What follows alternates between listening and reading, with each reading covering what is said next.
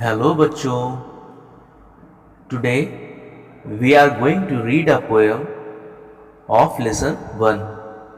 The name of the poem is He is our God. तो आज हम लोग एक पोएम पढ़ने जा रहे हैं इंग्लिश में लेसन 1 की, और पोएम का नाम है He is our God. यहाँ पर देखिए ये नाम लिखा हुआ है और इस पोएम का नाम है He is our God. नाम दिखा है यहाँ पे. अब यहाँ पर ध्यान से देखिए और इस पोएम को समझिए, क्योंकि इसके बाद आपको इसकी एक्सरसाइज भी करनी होंगी, और अगर नहीं समझोगे आप तो आप एक्सरसाइज आगे और क्वेश्चन आंसर्स नहीं कर पाओगे. तो यहाँ पर समझना है पहले पोएम का नाम क्या है. He is our God. He means होता है वह. ही कहते हैं लड़कों के लिए, पुरुषों के लिए, आदमियों के लिए. जब कोई मेल होगा, लड़का होगा, तो उसके लिए हम वह के लिए ही कहेंगे. साथ ही उसके बाद इज़ है. इज़ मीन्स होता है. आवर मीन्स हमारा. लॉर्ड मीन्स मालिक. तो ही इज़ आवर लॉर्ड मतलब वह हमारा मालिक है. अब यहाँ पर वह किसके लिए कहा गया है ये समझना होगा. तो वह हमारा मालिक है. हमारा मालिक कौन है? तो वह कहा गया है यहाँ पर भगवान के लिए, खुदा के लिए, ऊपर वाले के लिए, कि वह हमारा मालिक है. भगवान हमारा, खुदा हमारा मालिक है. तो ये एक पोएम है, एक प्रार्थना है, जिसमें बताया गया है, भगवान से प्रार्थना की गई है और उसके बारे में हमें बताया गया है. तो यहाँ पर अगर हम लोग पोएम देखें अपनी, तो पोएम में क्या है. Morning and night. Morning means सुबह, नाइट मीन्स रात. सुबह और रात we should pray to God. We means हम, शुड मीन्स चाहिए, प्रे मीन्स प्रार्थना, टू गॉड मीन्स भगवान से, खुदा से. मॉर्निंग एंड नाइट, सुबह और रात, we should pray to God. हमें भगवान से प्रार्थना करनी चाहिए, हमें खुदा से दुआ करनी चाहिए. तो इस लाइन का क्या मतलब हुआ कि सुबह और रात हमें भगवान से, हर समय भगवान से प्रार्थना करनी चाहिए. प्रार्थना करना मतलब यहाँ पर है कि हमें हर समय भगवान से, ऊपर वाले से, खुदा से जुड़े रहना चाहिए. चाहे सुबह हो, रात हो, दिन हो, हर समय हमें उससे जुड़े रहना चाहिए, उसे याद करते रहना चाहिए. फिर इसके बाद क्या है. ही इज़ ऑलमाइटी. ऑलमाइटी मीन्स सर्वशक्तिमान, मतलब जो सबसे ज़्यादा शक्तिशाली हो, जिसमें सबसे ज़्यादा ताकत हो. तो ही इज़ ऑलमाइटी, वह सर्वशक्तिमान है, यानी सबसे ज़्यादा शक्तिशाली है. ही इज़ अवर लॉर्ड, वह हमारा मालिक है. तो इस 4 लाइन का मतलब क्या हुआ. मॉर्निंग एंड नाइट, सुबह और रात, we should pray to God. He is almighty, he is our lord. हमें भगवान से सुबह रात, दिन रात प्रार्थना करनी चाहिए, उसे याद करना चाहिए. वह सर्वशक्तिमान है, वह हमारा मालिक है. अब चूंकि वो हमारा मालिक है, वह सर्वशक्तिमान है, वह कुछ भी कर सकता है, तो हम अगर उसकी याद में रहेंगे तो हम भी उस जैसे बनेंगे और वो हमारे सहायता कर सकता है. तो उसके लिए हमें हमेशा उसकी याद में रहना चाहिए और हर काम उसकी याद में ही करना चाहिए. इसके बाद फिर नेक्स्ट देखिए आगे, नेक्स्ट पैराग्राफ क्या है, सेकंड वाला. यहाँ पे God made the sun. God made, भगवान ने बनाया है, द सन, सूरज को. ही मेड द मून, उसने बनाया है चांद को. उसने मतलब भगवान ने ही की बात हो रही है यहाँ पर, कि भगवान ने ही चांद को भी बनाया है. ही मेड एवरीवन, उसने हर एक को बनाया है. एवरीवन मीन्स हर एक.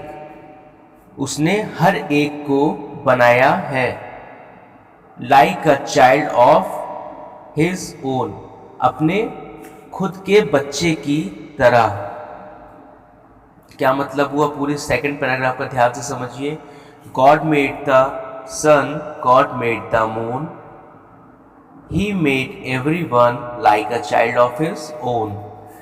गॉड ने सूरज बनाया है, भगवान ने, खुदा ने सूरज बनाया है. भगवान ने चांद बनाया है। भगवान ने हर किसी को, हर एक को अपने बच्चे की तरह बनाया है। हम सब भगवान के बच्चे हैं। हम सब, चाहे वो हमारे मम्मी पापा हों, चाहे वो हम हो, चाहे वो आप हो, हम लोग कोई भी हो, हम सब के असली माँ बाप जो हैं, या हम सब जहाँ से आए हैं, अगर उसकी बात हम लोग करें तो हम लोग भगवान के ही बच्चे कहलाएंगे। हम सब वहीं से आए हैं, तो हम सबको उसने बनाया है। सूरज चांद सितारे उसने बनाए हैं, ये दुनिया उसने बनाई है। हर एक चीज़ भगवान ने, खुदा ने बनाई है। तो इस सेकंड पैराग्राफ में हमें ये समझाया जा रहा है। फिर थर्ड पैराग्राफ में इसमें क्या बता रहे हैं, ध्यान से देखिए। लेट अस थैंक हिम, चलो उसको, थैंक मीन्स धन्यवाद, चलो उसको धन्यवाद करते हैं, शुक्रिया अदा करते हैं। For the food we eat, for the food खाने के लिए, वी ईट जो हम खाते हैं। नेवर डिसप्लीज हिम, डिसप्लीज मतलब नाखुश करना, किसी को अप्रसन्न करना, किसी को कोई गुस्सा हो जाए, क्रोधी हो जाए, तो वो डिसप्लीज हो गया, मतलब किसी को नाखुश करना।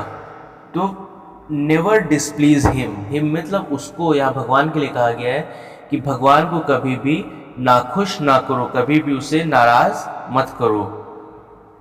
With evil deeds, with means साथ, एविल मीन्स बुरे, गलत, और डीड मीन्स काम, हमारे जो कर्म होते हैं, जो हम लोग काम करते हैं वो।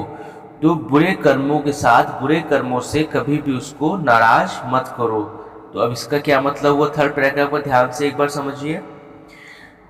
Late us thank him for the food we eat, never displease him with evil deeds. Let us thank him, उसको, हम जो खाना खाते हैं, हम जो कुछ भी उसने हमें खाने के लिए दिया है, क्योंकि अगर हम लोग खाना नहीं होगा तो इंसान या हम जानवर या पक्षी कोई भी जीवित नहीं रह सकता है। तो हमें जीवित रहने के लिए खाने की आवश्यकता है, हवा की आवश्यकता है। तो ये सब चीज़ें हमें किसने दी हैं, ये सब चीज़ें किसने बनाई हैं, ये सब चीज़ें भगवान ने, लॉर्ड ने ही बनाई हैं। और उसी की वजह से हम हैं, और उसी की वजह से वो सब कुछ है जिसकी वजह से हम जीवित रह सकते हैं। तो यहाँ पर बताया जा रहा है कि हमें भगवान का शुक्रिया अदा करना चाहिए उस खाने के लिए जो उसने हमें खाने के लिए दिया है, क्योंकि उसकी वजह से हम जीवित रह सकते हैं। और हमें उसे कभी भी नाखुश नहीं करना चाहिए अपने गंदे कार्यों से, अपने गलत कामों से। हमें कभी भी ऐसा उसको नाखुश नहीं करना चाहिए, मतलब हमें कभी भी कुछ ऐसा नहीं करना चाहिए जिससे ऊपर वाला या भगवान, हमारा पिता, हमारा मालिक हमसे नाराज़ हो। तो ये इस पोएम का एक अर्थ था, और इसे ध्यान से समझा होगा आपने, नहीं तो फिर से रिवाइज करके पढ़िएगा, रिपीट करके, और उसे पढ़ के अच्छे से समझिए, इसकी रीडिंग करिएगा, इस पोएम को याद भी करिएगा। एग्ज़ाम में पोएम लिखने के लिए भी आएगी। उसके अलावा रीडिंग करिएगा। जब रीडिंग अच्छी होगी तभी आप सब अच्छे से उसको याद कर पाओगे, क्योंकि जब तक पढ़ नहीं पाओगे याद नहीं होगा। तो पहले अच्छे से पढ़ो उसको, उसके बाद फिर याद करो, इसको समझो, और आगे इसकी एक्सरसाइज जो दी जाएगी उसको आप लोग अपनी फेयर कॉपी में पहले रफ में करके चेक कराओ, और उसके बाद अपनी फेयर कॉपी में करके चेक करवाइए। ठीक है, तो इसको अच्छे से समझिएगा और फिर इसको करिएगा। तो हम लोग अपनी नेक्स्ट क्लास में, नेक्स्ट लेसन में फिर मिलेंगे। तब तक के लिए बाय।